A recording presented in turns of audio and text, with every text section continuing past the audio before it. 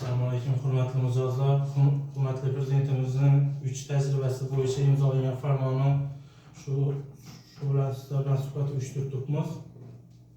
Unda bank va mijoz o'rtasidagi aloqada mijozni bank bilan bo'lib turgan munosabatlari, muammolari, tadbirkorlikning muammolari hal qilish bo'yicha bo'lgan shu munosabat bilan bu suhbatni uyushtirdik. Unda mijozlarni bizning bank mahsulotlari bilan tanishtirish, o'zini xizmatlari bilan xizmat ko'rsatish shularga kiritilgan. Bugungi kunda bankimizda fuqarolar va tadbirkorlar uchun bir qancha kreditlarimiz mavjud.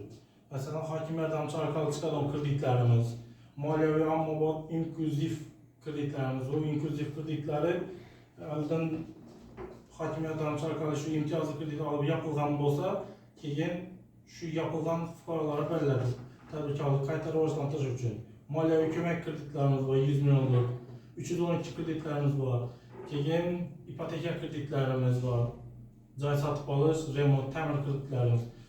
Omonatlarimiz var, 1 yildan 2 yilgacha 1 yillik 16%, 1,5 2 yillik 19%dan. Mesela ta'mir kreditlarimiz var. Misal siz ta'mir krediti bo'yicha murojaat etib turibsiz, shu masala bo'yicha ta'mir kreditlarimiz var. Bo'lgan shunda.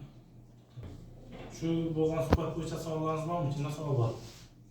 Yankı 100 milyonluk ne dedik bu? Şu hakkında bazı kısaca ma'lumot berib. 100 milyonluk kreditimiz 24%dan garov evazına beriladi. 36 ay muddati, 6 ay imtiyozli kredit, imtiyozli davr bo'yicha beriladi. Bu bank kartasına tashlab beriladi.